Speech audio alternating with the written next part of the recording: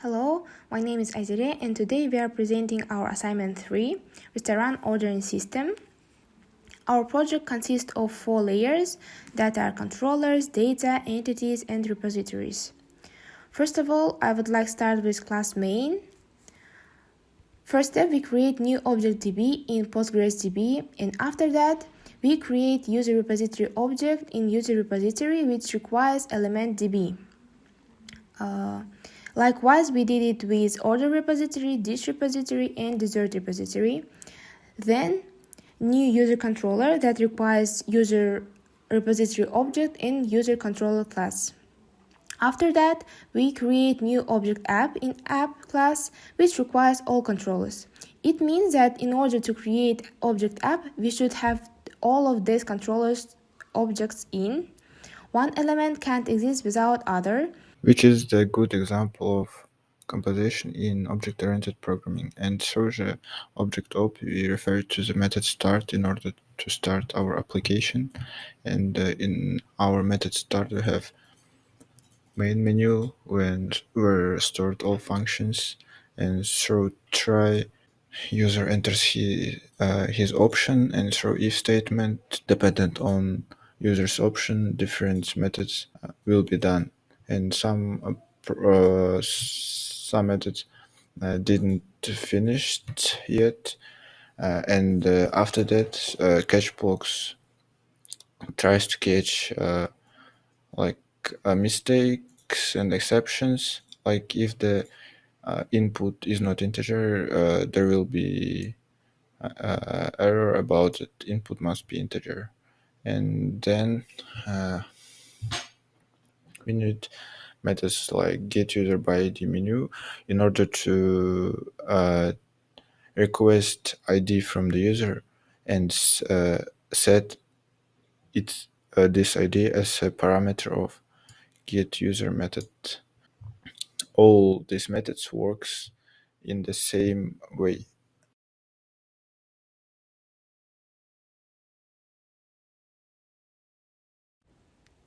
Next layer is repository layer. Every repository has his own interface, such as dessert repository have interface dessert repository. Interface took all required functions, and then we implement it in class order repository. After implementation, we use methods in order to work with database. For example, in the create order method, in try block, we firstly connect to the database through the object of IDB interface, and then through SQL statement, we insert into tables these parameters, and with the help of prepared statement, we can skip values with these signs, and then after, as I said, with the help of prepared statement, we can set it after the SQL statement, which is the one of the good manner of coding. And if this code works, it will return us true because our method is boolean, and catch block tries to catch exceptions and errors. Finally, we close our connection, and if there is some exception or errors, it will return false. And other methods works with the same, however, with other values and with other SQL statements, like, and the methods like in some methods we use insert, select, update, delete, and etc.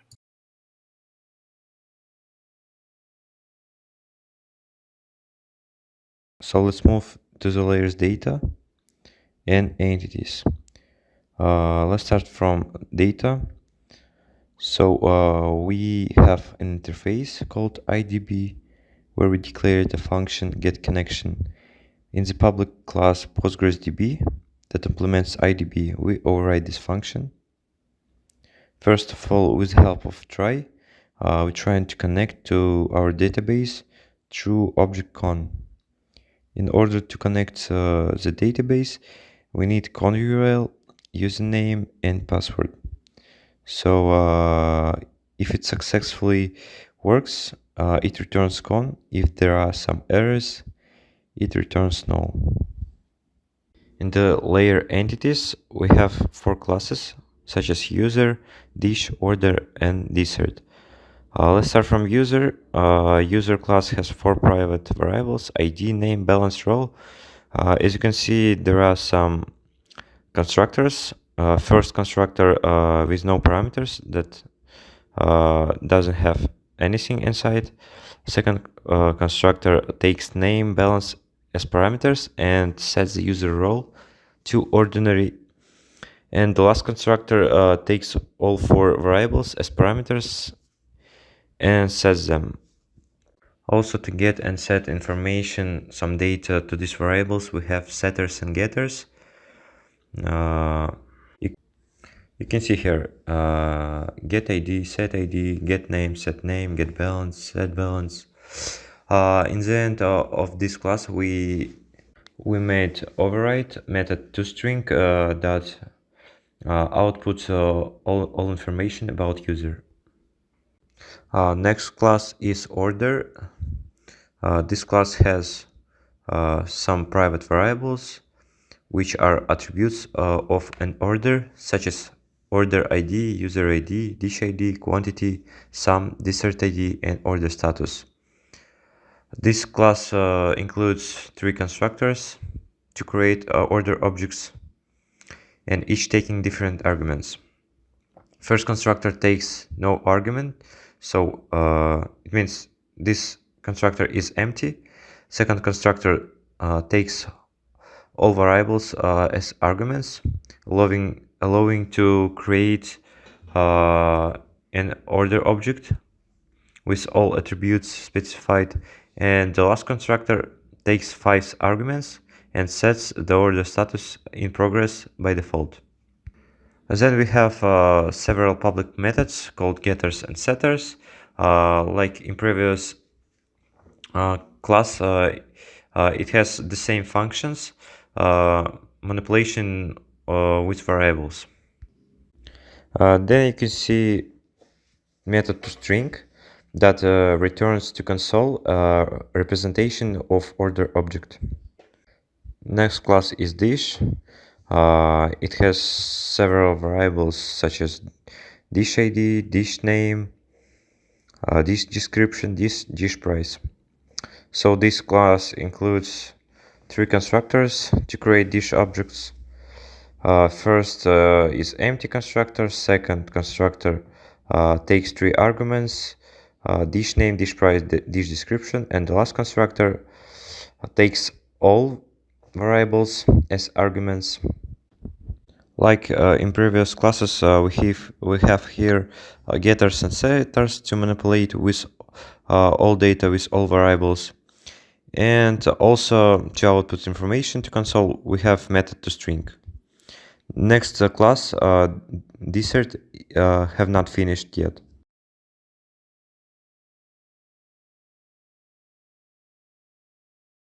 In our code, to handle the flow of data between user interface and the application data, we used controllers. As you can see, we have 4 types of controllers. Let's start from user controller. At first, we imported user class from the package entities, user repository interface from the package repositories, and declared private constant variable repository of type user repository. This is a constructor. And our first method create user. In this line creates a new user object. Actually, it's a temporary object with a given name and balance, and adds it to a repository of user object. The user object created in the previous line is passed as an argument to this method. The method returns a Boolean value indicating whether the user was successfully created, which is stored in a variable created. This line returns value of Boolean. If created is true, it returns string user was created, otherwise returns string user creation was failed. The next method is get user method. To get user, this method retrieves a user object from repository based on a given user ID. This line calls a method called getUser on an object of type user repository. The ID argument passed to the method specifies which user to retrieve from the repository. This line returns a string value depending on the value of the user variable. If user is null, the method returns the string user was not found. Otherwise, the method calls the toString method on the user object to get a string representation of the object and returns it. The next is get all users method. First line calls a method called get all users on an object of type user repository. The method returns a list of user objects which is stored in a variable called users. And this next line returns a string representation of the users list. To get balance, we passed this method. It's similar as get user method, but it gets balance of user based on ID. And the next method is top up balance. We used this method to top up the balance of a user based on a given user ID, the user's current balance, and the amount to be deposited, and returns a string indicating whether the top up was successfully or not. First line calls a method called top up balance on an object of type user repository. The ID argument passed to the method specifies which user's balance to top up. Current balance is the user's current balance, and deposit is the amount to be deposited. This line returns string value depending on the value of the replenished variable. If replenished is true, it returns the strings deposit has been replenished. Otherwise, returns the string deposit replenishment has been failed. Our next controller is dish controller. At first, we imported a dish class from the package entities, dish repository interface from the package repositories. In the public class dish controller, we declared a private constant variable dish repository of the type dish repository and the constructor. Our method is create dish. In this line, creates a new object dish. It's a temporary object with a given dish name, dish price, and a dish description. To recognize this dish is added to our repository of dish or not, we used variable created of the type boolean, and this line returns the value of created. If created is true, it returns the string dish was added, otherwise dish addition was failed string. The next method is get all dishes. It takes all the dishes from the dish repository and returns a string representation of the list of dishes. This line calls the method named get all dishes on an object of type dish repository. The method returns a list of user object which is stored in a variable called dishes. And this line returns the string representation of the dishes list. The next method is dish price method, which gets dish price based on ID of dish on an object of type dish repository. Next is order controller. In the public class order controller, we declared private final variable order repository of the type order repository, and there is a constructor. Next is create order. In this line, creates new order object with the arguments user ID, dish ID, quantity, sum, and dessert ID. To check this order is added to our order repository or not, we use boolean created. This line returns value of created. If created is true, it returns the string order was created, otherwise returns the string order creation was failed. The next is method get order. In this line, calls the method get order On an object of type order repository, the ID argument passed to the method specifies which order to retrieve from the repository. This line returns the string value depending on the value of the order variable.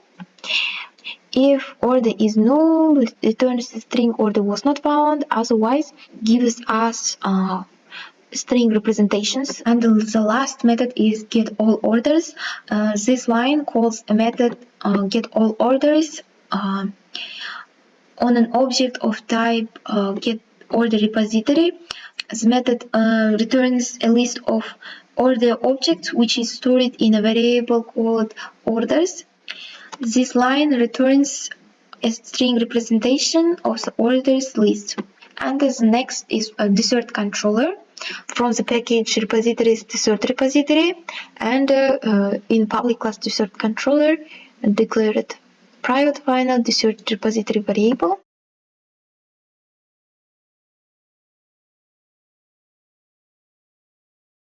Now let's try to run our code. And first we have 14 options, and we choose one. For example, add a new user, enter one, then enter name, then balance, and user was created, and this data will be stored in the user table in the database, Postgres database, in the user table. Try to update our table, and as you can see, there are new user whose ID 7, and they're all ordinary with this name and this amount of balance. And now let's try to do another function. Add a new dish will be work like first function, that's why try to another. For example, display entire list of orders 3. Here is the order list. As you can see in Postgres database, we have only one order. That's why the program outputted only one order. That's why let's try to order a dish. 6, enter. Please enter user ID. Now let's try choose the user which ID is 7. It is 7. Dish ID, let's choose one ID first, and the quantity, let's try 1, and order was created. It means that everything is finished successfully, and check the order table. As you can see, new order had been added, and it's in process, and its order ID is 10. Then let's find user by ID 11. Enter the ID 7. It's a user which had been added a few minutes ago, and this is the information about this user. Also, we have we can display entire list of dishes. Also we can top up balance. Let's try to top up our balance. 13. Please enter user ID 7. Let's try in just a second. All rows. Now we have 3000 in our balance. Is already 7, and the amount of our deposit, let's write 7,000. Now the deposit has been replenished, and if we reload our page, we can see that deposit has been replenished. That's all for now, and thank you for your attention.